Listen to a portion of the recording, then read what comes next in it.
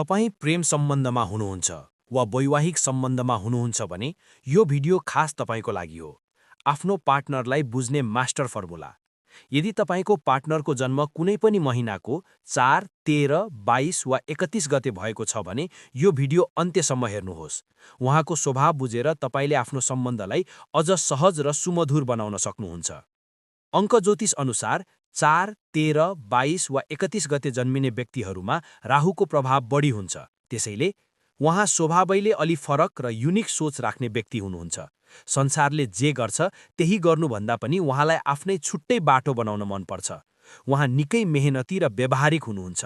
सम्बन्धमा पनि उहाँले कोरा कल्पनामा भन्दा धरातलमा बसेर काम गर्न र भविष्य सुरक्षित बनाउन बढी जोड दिनुहुन्छ। उहाँको स्वभाव अलि अनप्रेडिक्टेबल हुन सक्छ।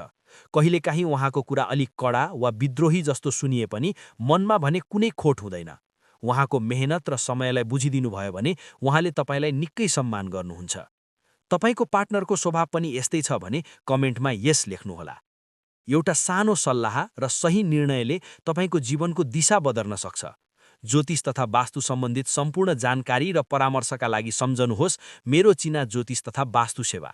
यस्तै महत्त्वपूर्ण जानकारीका लागि लाइक, शेयर र फलो गर्न नबिर्सनुहोस्।